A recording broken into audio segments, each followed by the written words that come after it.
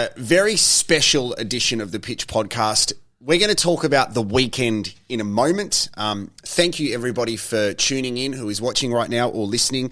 I should introduce the very special guest, and that is Joe Gauci. Welcome, my friend. Welcome back. I mean, we've never had a repeat guest, and here you are. Customer. Yeah, no, it's good to be back. It's great to have you here. Let's talk about Anzac Day very quickly. Obviously, we played on the day before Anzac Day, but we had our commemoration. I was lucky enough to be standing in the middle of Cooper Stadium where you boys were all huddled up alongside the Perth Glory players and the catapult party. What was that like for you boys out there? We heard from Stephen Hall during the week about his connection with Anzac Day. We've all got a story and family members who have things to say, but for you to be out there and observe the moment's silence and look at those representatives in the catapult party, it's really intense, but a really powerful moment. Yeah, no, really powerful. I mean, I was fortunate enough to be, to play in the Anzac Day sort of last year, but we were away.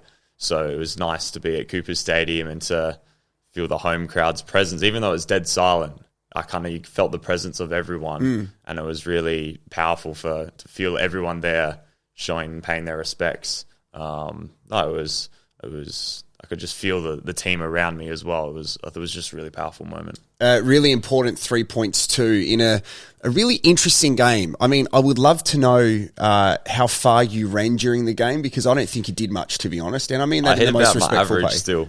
Really? Yeah, it was a really quiet game. Hit about my average, just over 6 kilometres. For the people who didn't watch the game, there's a couple of things that we should mention. And I normally like at a home game for us, I'll give the opposition nothing, but for every Western Australian sporting team that has especially played over summer this year, it's been really challenging for them. For the Perth Glory side that had, I think, almost 10, if not over 10, under-23s playing on the weekend. Yeah. So many injuries. A lot of them have struggled to get home during the Isuzu A-League men's competition. It was always going to be a challenge. They've just lost their coach in Richie Garcia, so Ruben Zadkovic is leading the way. They've got the wooden spoon, but I can't imagine how challenging it would be for those Glory boys to front up, and they did it with the right attitude. They were respectful during the match, before the start, and at the end too. So, and we've got a couple of connections there. Obviously, former Adelaide United player Pacific Nyonga Berry was there. So, and you'd know some of them, it'd be far out, man. It'd be tough to be a Perth player in any one of the sports at the moment. Yeah, no, I think the sacrifice that they've made this year, I think it was 3 or 4 weeks in Sydney. I think they've been to Tasmania. They spent a week here. I think I saw today they're staying here for a couple extra days. They did like an open training session today at the new state facility. Yeah. So they're doing it tough. They've done it tough all year. And, you kind of have to feel for them in a way. I guess results haven't gone their way, but I thought the effort that they put in, they made it hard for us. It probably wasn't our best game, but they did make it difficult for us. And they were, a tough team to come up against, even though they were a really young side. I think it's great for those young players to get the exposure, at this stage of the season. And that's what I was going to ask, because you walk away from this game, Bernardo scores early and then Nesta very late. But I guess if we didn't take 3 points away from that match, I feel like it for the boys and Carl, it would have almost felt like a loss, because this is a game that, non-negotiable, we needed to not only take away 3 points but dominate Perth. And there were probably elements as a supporter watching where I was thinking we could probably play so much better than we are right now. What was the feeling like at the end of the match? Yeah, I think, we were overall happy with the result. Like you said, needed the points, but I think just maybe a little bit frustrated that it wasn't as a dominant of a performance as we would have liked, especially at home. We tend to, control the game, and maybe in parts we didn't really do that. But at the same time, 3 points, clean sheet. They didn't have a shot on goal, which is always nice. So you take the positives from it, but you also look at the things and areas we need to improve on and build on that for this weekend. They did score a goal which was called offside. As a keeper, do you just breathe a sigh of relief when that happens? Yeah, especially in that game where they didn't have a shot and then one goes in, you're just, bloody hell. It can be frustrating, but got a little bit lucky, so we'll take that. Everything's in front of us now. We've got a couple of home games left, and we're sitting nicely in the top 6, but still, it's really tight. And any team at their best can play really well, which is exciting as a supporter watching, but it also, I'm sure, as players makes you go, we need to be at our absolute best if we want to compete to solidify a final spot, but then if we want to continue marching on and hopefully take away the championship. Yeah, no, it's very competitive. For the neutral special for anyone, watching the league with not really following anyone. It's really exciting. Every game seems to be competitive. Like you said, anyone can beat anyone. So, yes, you have to be at your best, but I think it's also exciting for us because we know we can beat anyone. So we just need to hopefully lock in a home final, and then you get to the final series and anything can happen. I think we've gone close with everyone above us and below us, so I think we have a real shot this year. We are going to talk about the real reason we are doing this podcast this week and the special reason in a moment. I just wanted to quickly mention this one thing. Carl is really lucky that he didn't have a camera on him the whole second half or a microphone, because I was watching him and Nesta had an outstanding finish to the match. But what I can understand what Carl and Damien and Yuge are doing, which I think sometimes we forget because it's a professional environment. Nesta's 16, right? Nesta's a 16-year-old teenager who is going to do 16-year-old teenager things on the pitch. And it's always going to be a challenge to communicate with him, to get him to focus. And I think sometimes we take that for granted. Yeah. So to see his performance before he scored that worldie, Carl was obviously frustrated with him because as a striker, he's been given a task to chase back and do what he needs to do. But to watch Carl go through that and then Nesta to score and then just have a look at the smile on Carl's face and him just almost taking a deep sigh of relief. Yeah. Hiroshi's applauding in the background. For me as a fan, this is what I love about football. You can go from 0 to 100 and you can change the outcome of a game. It doesn't matter what's happened in the lead up as long as you embrace the moment. Yeah. Nesta seems like he's that kind of player. And it reminds me, we obviously had a young player, Aware Mabil, playing for us, who was similar age when he made his debut, and he had similar attributes to Nesta. He was fast, he was lethal, but there were things on his game that he needed to work on. As a teammate, how do you go watching everything leading up to that goal in the 93rd minute or whatever on the weekend? It can be frustrating. I think there was one ball in our half. It kind of like went to play a ball around the corner. You can see what he's trying to do, and it doesn't quite come off. And it can make things difficult for us. But I think with a player like him, everyone knows he's got the talent. Everyone knows what he can do. He's shown it, when he's come off the bench, and he has his great moments and he has his not so great moments. And it can be a bit of an emotional roller coaster for him and for us as well. I think there was a shot when we were 3v2 on goal and he decides to have a shot from some distance. But we know what he can do, and we still have confidence in him, and as long as he has that confidence in himself, which he does, you can see what he can produce. And I think some players could have a few poor moments and really drop their head and go into their shell, but he keeps going all the way to the end and gets the reward and a great goal. Yeah, we love that. And it was great to see Bernardo obviously scoring at home. His dad, Cassio, scored a pen in the All-Stars Legends match beforehand too, which was very, very exciting. Now, Joe, the real reason that we are here today is to celebrate the fact that you are an ambassador for the Childhood Cancer Association, alongside Matilda McNamara. I'm also an ambassador too, so it's great to sit here and have a conversation about it because I've done a little bit of work with the Childhood Cancer Association and their gala dinner last year. It was really confronting for me, to be honest, because obviously we were trying to raise as much money as possible for an amazing organisation, which we'll speak about in a second. But I said this to the audience, and I'll be completely honest with you too. I felt guilty for being a father of kids that haven't experienced cancer, because my children at this point of their lives are really healthy and haven't gone through the adversity that so many kids and families go through.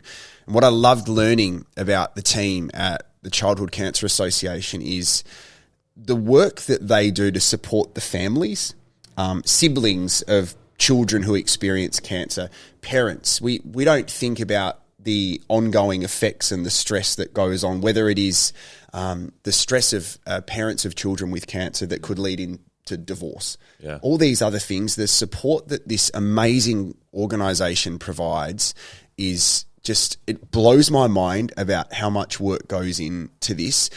For you, why are you proud to be an ambassador? No, I think, you touched on some really powerful points there. I think, the effect that cancer can have on the family, as well as the child themselves. It's a really stressful time, and to be able to be an ambassador and to support the association, in any way possible, so that they can provide more support for these families and children.